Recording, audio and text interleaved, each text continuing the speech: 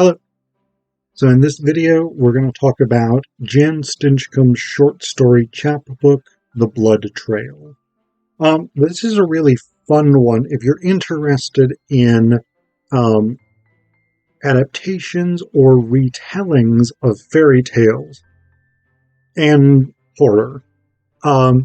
So these are very dark, not necessarily direct sort of retellings of fairy tales as such.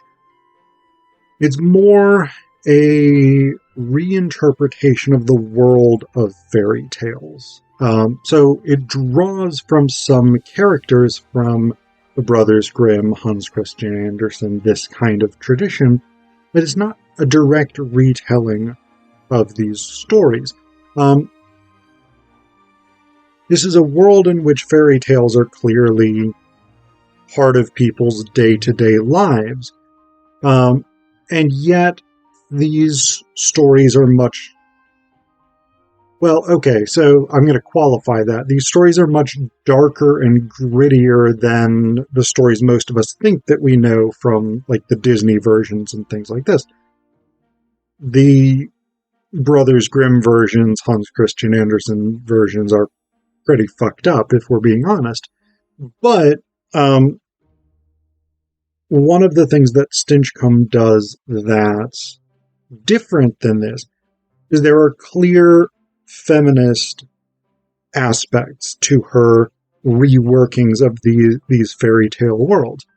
She is clearly concerned with violence toward women and the ways in which violence and patriarchy are used to construct systems of power over people's physical bodies, as well as over people's sexuality in some of the stories. So I'm going to read you a couple of these. The first one is, I would say, more focused on violence, but again, clearly gendered violence. We clearly have a patriarchal source to the violence going on here. So this is called Sever. When Sheila arrived at Langlani Promenade, her cheekbone purple and swollen, she joined the crowd of pilgrims at the Little Mermaid statue. She could still hear the voice of the man who had struck her. She pushed forward to see the mermaid, or what was left of her. Someone had stolen her head. Nearby, a woman was explaining to a small boy that this was an act of vandalism, a crime. Sheila knew she had to commune with the voiceless siren, so she immersed herself in the cold water of the harbor. As she went under, the throbbing pain in her cheeks stopped, and Sheila could see clearly. She touched her hands to her neck and screamed no in a spray of bubbles. Another voice screamed with her. Then she broke the surface. A man prepared to cut off his wife's head and tail to free her from enchantment. The merciless blade would transform her and make them one. He would no longer be married to a white cat. No more explaining to neighbors or dinner guests. No more whispered rumors. They sat before the fireplace at their little table. She had cooked a meal of chicken and fish. She lapped at her wine and then smiled. When are you going to do it? The beheading was, in fact, her idea. He picked up his sword and grew lightheaded. Shall I lie on the bed, she asked. Would that make it easier for you? He sat down and took 3 deep breaths. Don't you want to see what I look like as a woman? The man stood and beheaded his wife, then turned her body over and cut off her tail. Afterwards he fled the room in silence. He did not want to live with the memory of magic. In the months that followed, whenever he would encounter the beautiful blonde woman on the road or in the marketplace, he could never look her in the eye. When she called after him in her silky voice, he would run away. I was the last in a long line of wives, all of them beheaded. Everyone had heard the stories of what went on in my lord's castle, Blood Hall, but I convinced myself that the curse would not apply to me, and I made it so. I scrubbed the blood from the floor and from every doorknob. I washed each sharp blade until it gleamed. I polished the wood of a certain hidden cupboard. Finally, I gathered the heads of the previous wives and let them talk. They warmed up to me. I brushed their long hair and wiped the sleep from their eyes. We had tea. What I learned was that my lord was trying to kill their stories, every time, from the songs of the farmer's daughter to the refined verses of the highest lady. He so feared the kingdom of the imagination that he had to separate it from the body. Like a thief protecting stolen goods, he tried to lock up their sad tales in a dusty cupboard. I found the solution in an axe. I reunited my lord with his wives. In death he would understand the long memory of the wounded. I returned home victorious, and nobody ever bothered me again. So I think this is a really interesting piece. This is the first piece in this collection, and I think that's an important placement, in part because we clearly get a sense that this is, again, not a retelling of a specific story, a specific fairy tale, but rather an engagement with the universe of fairy tales, the world of fairy tales. Because we have these three sort of vignettes, these three short pieces within this overall short story, we have an exploration of variety, right? In a way that you don't have actually in most of the other stories, where you have a single focus, a single sort of protagonist whose story is being followed. And I'm going to read you one of those as well.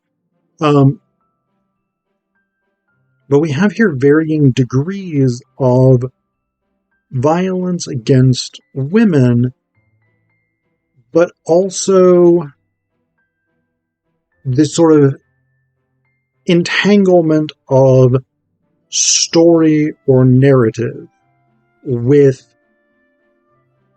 not only the violence, because it is in a way entangled in the violence, especially in the third portion, with the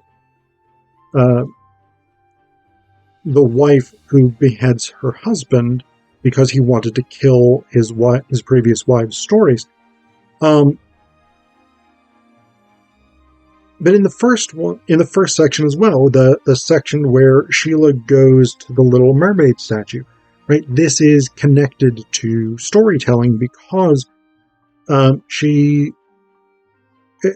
it says here, Sheila knew she had to commune with the voiceless siren. So this notion that the story itself, the Little Mermaid story, becomes sort of meaningful lens for understanding her own experiences. This is a really interesting framework for this. And the idea in the second one that the memory of magic, the experience of magic, even if it is transcended in some way, that it leaves a mark, a psychological mark, if not a physical one. And so these are all sort of themes that get developed over the course of the book. And I think it's a really, really smart opening story, because it introduces these ideas that get pulled out through subsequent narratives. Now, the other one I want to read you is actually the last one in the story, Rosamond's Dress. And I think this is another very, very interesting one. So this is Rosamond's Dress. You wanted to be Rosamond. On her wedding day, she wore that famous dress, a single layer of sheer lace that left the body exposed to the eyes of the court. She regretted everything. Her body hair, her female odor, her every curve. You were beside her from the start, tracking the progress of the royal betrothal in the discreet Palace Gazette. All the girls of your generation followed Rosamond's story, especially after the trouble started. You thought you could feel what Rosamond felt, the chilly horror of public nakedness, the hairs standing up all over your body, the erect nipples, the impossibility of saying no, the secret thrill. Only later did the interviews begin, dozens of them, where Rosamond parceled out the many miseries of the sham marriage. You admired the shameful dress. You, like so many girls, swore you would have had no trouble donning it if it meant you could marry the prince.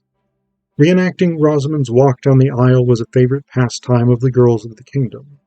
You played this game in the forest under the full moon, naked. You and your friends, running and screaming as the mock ceremony became raucous. It's not so bad, you thought to yourself. Perhaps Rosamond had complained over nothing. You honestly believed you should have been the one to marry the prince. If you could have had a single audience with him, he would have seen your worth and chosen you. He would have fallen. He could still fall in love with you. You would never have made such a fuss over a dress. But it didn't matter. Rosamond was now his princess. Don't worry, your mother told you once. You don't want to be the princess. You want to be his mistress. That's the best role. This gave you pause because you didn't recall reading about any mistresses in your favorite tales, and you certainly never read about them in the Palace Gazette. Years later, when you are grown and married to some peasant, Rosamond will tell her story in the underground newspaper Trollmouth.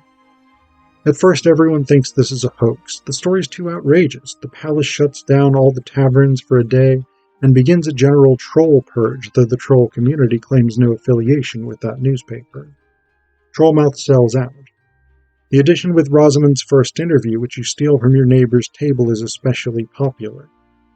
I understood irony for the first time, the princess says, her childlike beauty preserved forever on the cheap yellowed paper. I was made to reveal all of myself, but he was the one with the secrets. They should have made him march naked on our wedding day, or better yet, abolish the custom altogether. You must understand, sometimes the person with nothing to hide is subjected to the closest scrutiny. I was an innocent maid. This is the kind of story best read alone, in a locked wardrobe or an outhouse. It's too embarrassing to read aloud unless you're in a group of trusted women friends. You read it in the kitchen while standing and stirring gruel, your mouth open. Then you read it all over again. There were 3 of us in the bridal chamber, Rosamond reports. Lady Margaret was there before I arrived. It was she who took me by the hand and led me to the bed. Outside, the chickens are clucking, the goats are loose and doing damage, the cows are bellowing insistent. You read on. I lay there paralyzed while they consummated their union right beside me. I was too afraid to move. The prince looked straight through me as if I did not exist. When I tried to escape those deceitful sheets, Lady Margaret grabbed my arm and warned me not to move. You read it every day for a month because you're not quite sure you believe it. You want to get the details right. You still ache from the need to be in those scenes with Rosamond. Sometimes you could swear you are Rosamond. The kingdom is split. Some support Rosamond and some support the prince. You never can tell whose side a person will take, and you are often surprised. You choose neither, abstaining from the discussion but eagerly consuming new versions of the story which spring up everywhere like mushrooms. Deep down inside, especially at night as your husband snores beside you, you still believe that you could have made good use of that bridal chamber. You would have known what to do. The question is, how did Rosamond produce an heir? She claims the prince never touched her. Even Trollmouth does not offer an answer.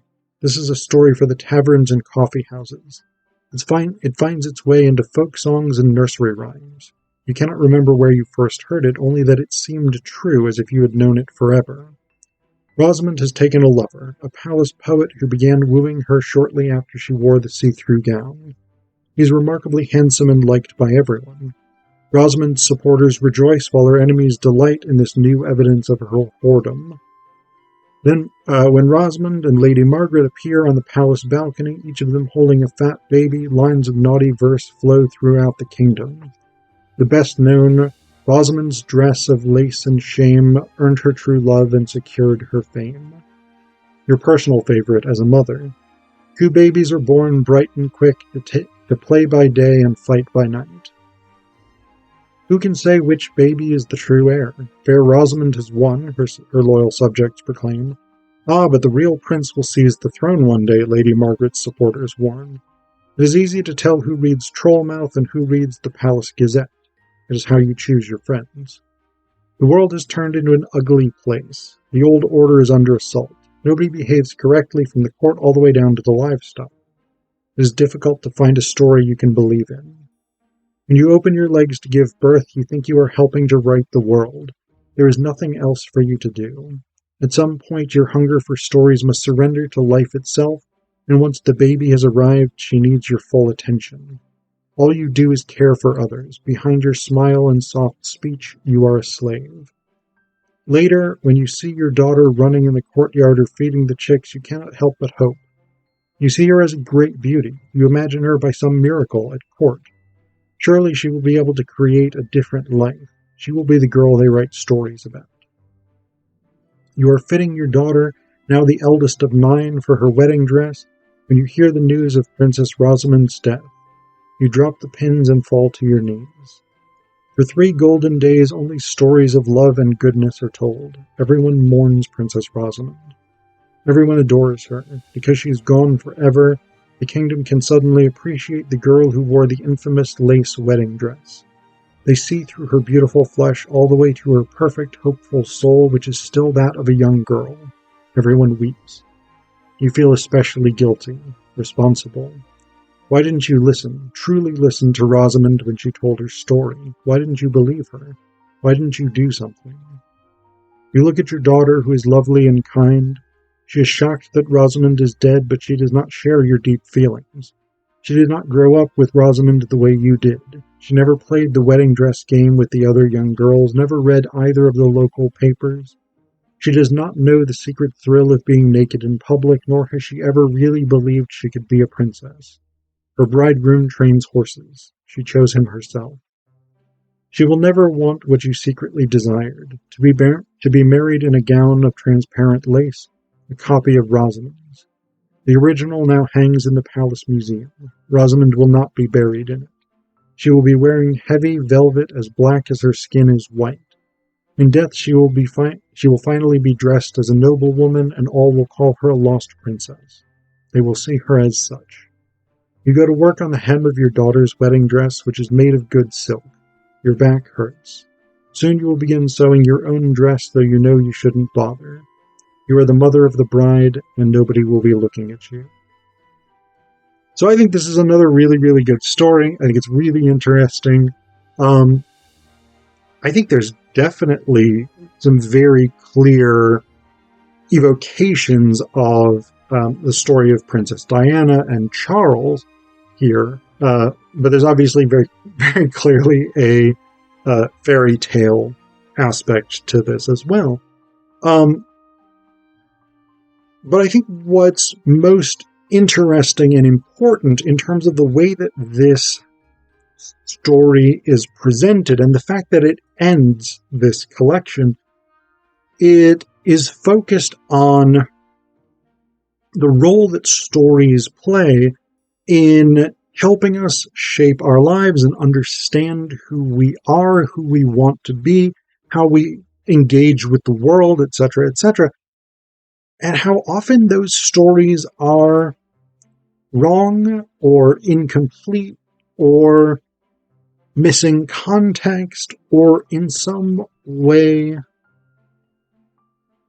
unfulfilling for us because they don't tell us what it is we want to hear, what it is we want to believe about the world.